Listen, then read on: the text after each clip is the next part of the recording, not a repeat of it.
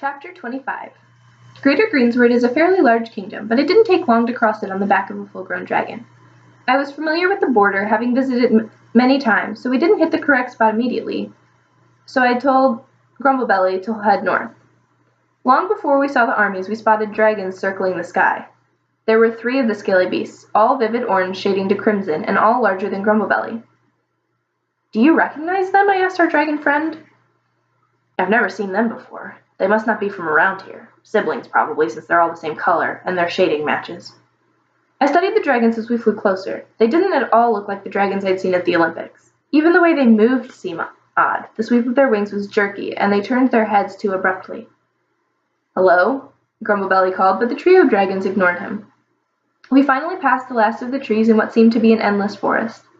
Below us lay farmland, already taken over by the 2 armies. They faced each other in straight rows with only a few hundred yards and a trickling stream between them.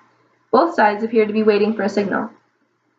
"I better see my father first," I said, leaning forward to tap Grumblebelly's shoulder. "Can you take us down now, please? I want to talk to the king in the green armor."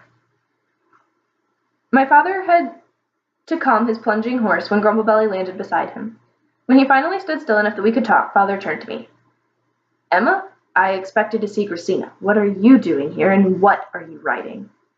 "Gracina finally fell victim to the family curse, so I'm the new Green Witch, apparently. This is our friend Grumblebelly. He's helping us." "Grumblebelly? Huh," my father said, norming the enormous dragon. "You say he's a friend? He isn't under a spell?" I noticed that my father's hand moved toward his sword, and when I nodded, he took his hand away. "Someday you'll have to tell me how you 2 met. And you say Gracina acts like Olivine now?" I nodded, and Haywood's a man again. "I have a lot to get used to, don't I?" he said. "What do you plan to do, Emma?" "Whatever you need." I glanced at the knights trying to calm their frightened horses, "but I think we better get back in the air before we scare away your army." "Then see what you can do about the orange dragons. We can handle Beltran's troops, but not while dragons are attacking." Grumblebelly leaped into the air, and he headed straight for the other army. The men in the front lines looked like peasants fresh from the fields, wearing stiffened leather for armor and carrying pitchforks and axes for weapons. I didn't think they stood much of a chance against my father's trained soldiers. Beltran kept his own trained men toward the back, and it looked as though he was there as well, seated on a black horse behind the foot soldiers and mounted knights. I decided that another trimmer figure sitting on a white horse to his right must be Prince Jorge, since they were dressed almost the same. Helmeted and wearing suits of chainmail, the triple griffins of their family crest decorated their horses' trappings as well as their shields, but where the king wore black, Jorge was dressed in shining silver. Another man sat astride a gray horse to the left of the king. Taller than Beltran or Jorge, he had flowing white hair and wore a long black cape. His face was uncovered, and from where I sat, he looked as though he might be handsome, although not as handsome as the prince. When the man gestured at the dragons, I realized he must be the wizard. That can't be Olbald, I thought. He doesn't look anything like Olfat. Realizing that Gracina must have been mistaken, I swallowed hard and tried to ignore the tight feeling in my chest. This was no incompetent wizard who would be easy to defeat. My father sat at the head of his mounted knights, his visor raised as he watched the dragons descend. The beasts flamed, and my father's men cried out. Horses reared and pranced, creating havoc in my father's ranks. "Beltran's wizard must be controlling those dragons," said Edric. "It would take a strong wizard to control 3 dragons at once, wouldn't it, Grumblebelly?" The dragon snorted, and a sour puff of air wafted past us. I've never met a wizard who could control a dragon so completely, let alone 3. Dragons normally don't involve themselves in the affairs of men. He must be a powerful wizard indeed. I watched as the dragon swooped and veered, flying low over my father's men and scattering the more skittish horses.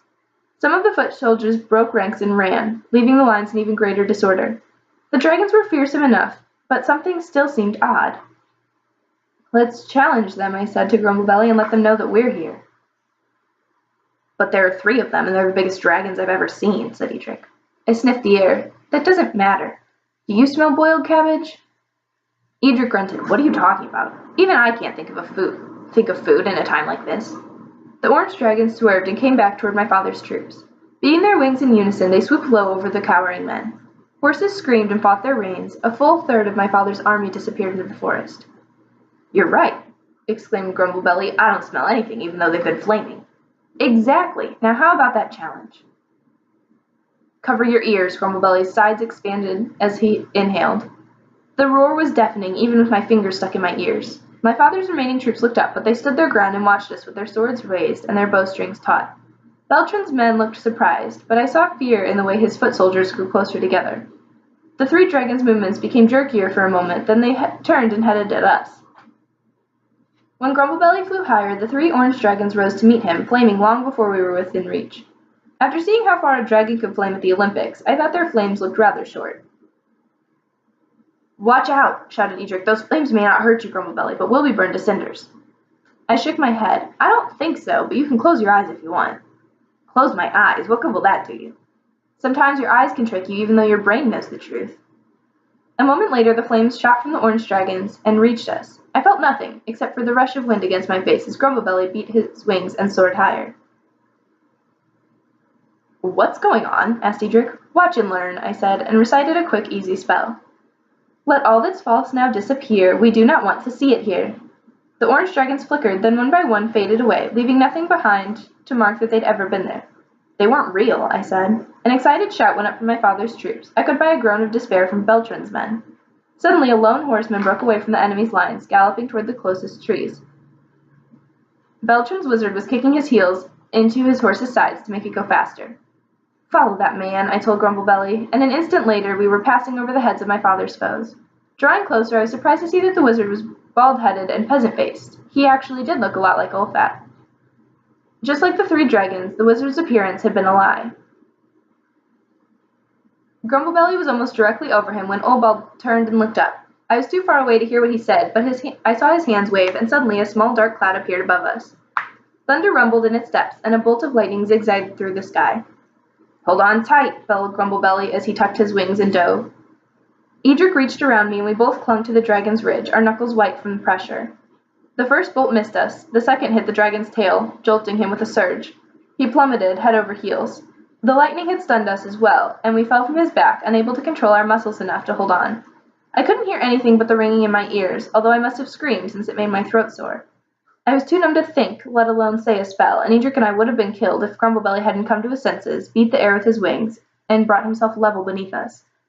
He caught us with his skull, a lumpy, uncomfortable place to land. As the air whooshed out of me, I knew I'd have bruises for days. Although I couldn't hear, my head cleared and Edric helped me back to my seat on Grumblebelly's neck. I realized that even though the cloud was shrinking as it leaked rain, it probably held enough energy to shoot more lightning. Bending toward the dragon's neck, I shouted, "Would you mind heating up that cloud?" "I'd be delighted," said Grumblebelly with a blast of flame, and he turned the cloud into steam, which quickly dissipated into the clear blue sky. Before Olbald could aim his magic at us again, I pointed at him and said, "Go to the Isle of Sun-warmed Sand, where memories were taken. Stay there till your king's gone home, his urge to fight forsaken." A tiny whirlwind sprang up under the horse's hooves, growing until it engulfed both the horse and the rider. I watched as the swirling wind rose from the ground and carried them away. When Edric spoke, his voice was faint in my still ringing ears. "It looks like the fighting has started without us." While fleeing the storm cloud, we had flown over the forest, leaving the battlefield behind. I turned and saw that the archers had sent their first volleys into the opposing army's ranks. Men had already fallen, and more fell as we watched, cut down by iron arrowheads. I had to do something fast. People's lives were at stake, and one of those lives was my own father's. "I have to stop this," I said. Although Grumblebelly circled above the battlefield, no one seemed to notice us. "I could fry them if you'd like," the dragon suggested, and his belly began to grumble. "No," I said, "I don't want to hurt them either." Edric tapped my shoulder. "What kind of magic did the Green Witch use in the tapestry?" he asked. "Maybe you could do something like that." "I don't know what she did. I'm going to have to come up with something on my own." "Wait a minute." A bizarre picture popped up in my head. I couldn't help from laughing, a deep down belly laugh that made Grumblebelly snort blue flame and turn his head to look at me in surprise. My laugh was loud, and I knew it sounded strange, but it wasn't anything I could control. I had just had the most wonderful, impossible, amazing idea. "What's so funny?" demanded Edric when I started to calm down. "You'll see," I said, wiping tears from my eyes. "Just sit back and give me some room. First of all, I need a way to deliver the spell. Pointing my finger from up here wouldn't do very well. How about this?" I used my hands to shape a ball bigger than a witch's light. Although I hadn't asked it to be, the ball turned out to be green. "Now add the right spell, and I think this is perfect." Strangers came to steal our land, to take what they could carry. They're free to go if they leave now, as long as they don't tarry. If they stay to fight a war, they'll have to pay a price. While they remain upon our land, they'll live as frogs or mice." "You're turning an entire army into frogs and mice?" asked Edric. "Not the whole army," I said, "just enough so that they'll get the point. Grumblebelly, could you fly a little lower? Right over Beltran's army would be fine." While the dragon swooped and turned, I tossed the ball as hard as I could, aiming for the center of the front lines. The ball glittered as it fell, and some soldiers in the back shot arrows at it, but missed. Grumblebelly flamed and turned the arrows into ash before they could hurt anyone. When the ball hit the ground, it exploded in a shower of green droplets. The men closest to it disappeared immediately. Then the men in the next line disappeared as well. My father's men cheered as an ever-widening green circle devastated the front lines. It looked as though Beltran's men had simply vanished. It wasn't until the soldiers behind them pointed to the ground and began hopping around like they'd suddenly lost their minds that I knew my spell had worked. Grumblebelly flew lower, and I saw that the ground was swarming with brown mice. Although the frogs blended in with the spread of green magic, I saw a few of them as well. "Good," I said. "Now let's go see King Beltran." "King might listen to you better if you're armed," warned Edric. I nodded and hurried through the spell, making another green ball. Grumblebelly flapped his wings, creating a wind that knocked over half a dozen foot soldiers. The archers raised their bows, but he ignored them and soared past the army before they could let any arrows fly. The clinking of armor was loud when the knights turned to face us, but Grumblebelly began puffing smoke the moment he landed, and the knights seemed reluctant to engage an angry dragon. I could see only a little of the king's face beneath his helmet, since the metal came low over his brow and the nosepiece covered his nose. He was an old man with a short beard and thin lips, and his eyes were two dark smudges against a face that turned pale. Jorge sat behind him, his long blonde curls peeking out from under his helmet, his deep blue eyes watching me with disdain. "King Beltran," I announced, "I am the Green Witch and protector of Greater Greensward. I demand that you leave our land at once." The mounted knights muttered, their horses shifting restlessly, but the king raised a hand and the voices stilled. "If you leave now," I said, "you may go home. But each man who stays to fight will turn into a frog or a mouse." "What about the men you've already changed?" asked the king. "Take them with you. They'll turn back into men once they cross the border into your kingdom." "Don't believe her, father," said Prince Jorge. "That's Esmeralda, the princess you insisted I marry. I've seen the Green Witch, and she's older than that girl." "Hello, Jorge," I said. "Your Highness to you," he said, his nostrils flaring. "You're lucky that I was willing to marry you, but you were too stupid to know it. Is that the commoner who carried you off?" "I'm not a commoner, and I didn't carry her off." Edric sounded indignant. "I'm as much a prince as you are, Jorge, and I'll have you know that I'm going to marry Emma." Jorge took off his helmet. "Prince Edric, is that you? I thought you looked familiar. Where did you get a dragon? I don't suppose you'll sell it. I'll look marvelous on a beast like that." Grumblebelly's stomach grumbled, and the smoke trickled out of his nostrils again. "Dragons aren't for sale," I said, as his muscles tensed beneath me. "Then we have nothing more to talk about," Jorge said, setting his helmet back on his head. "You can still marry him, girl," said the King Beltran. "If your father gives me enough land, I'd be willing to ignore this foolishness. I didn't want to marry your son before, and I certainly don't want to marry him now. You better leave and never come back. I'm watching over this kingdom, and you aren't welcome here." "I see," said the king. "Then you leave me no choice but for us to use force to change your mind." Turning to the knights behind him, Beltran raised his hand and nodded. Without bothering to look at us again, the king and his son trotted toward the forest. Once the king was out of the way, his knights lifted their swords and urged their horses forward. "I wish I'd brought Ferdy, but I didn't think I'd need him when we went to the swamp," said Edric. "It's all right. I'm the one who's armed this time. These people don't seem to believe in magic unless it happens to them. I guess I'll have to give them a taste. Grumblebelly, I think it would have a greater impact from the air." Snorting again, the giant dragon pumped his wings, and we rose above their heads, making the horses rear. A few of the knights slid off their horses' backs to the ground, where they lay struggling under their armor's weight. We hadn't gone far when archers began to shoot at us, so I didn't hesitate before throwing the ball. It landed in the midst of the knights, and I was pleased to see that it didn't affect the horses, although their riders disappeared into the depths of their armor. Beltran and Prince Jorge had already moved out of my weapon's range, and were fleeing the field when Grumblebelly flew after them. "And what of you?" I called, shaping another green ball with my hands. "We'll go," shouted the king. "Just leave us alone and let us gather our men."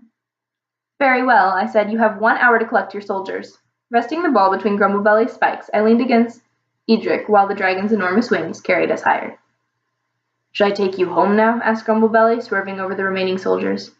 Not yet. If you don't mind, I think we better stay and make sure they really do leave. I need to talk to my father, too. I'm sure he'd like to know what's happened. We were higher than the treetops when Edric and I leaned over to watch the soldiers scurrying around, collecting frogs and mice with their helmets and on their shields. I wonder how many will actually make it home, said Edric. I shrugged. I don't know, but life as a frog isn't that bad. Squirming in my seat, I turned to face him. I'm sorry if I seem to take you for granted sometimes. I dragged you into some awful predicaments, and you've helped me more than I could have dreamed possible. I appreciate everything that you've done. Enough to give me a kiss? Mm-hmm, I said. The kiss was long and loving, and I enjoyed every second of it. After a time, Edric pulled away to murmur, You're wrong about one thing. Those were adventures, not predicaments. I like adventures. Maybe that's one of the reasons that I'm crazy about you. When you're around, I never know what's going to happen next.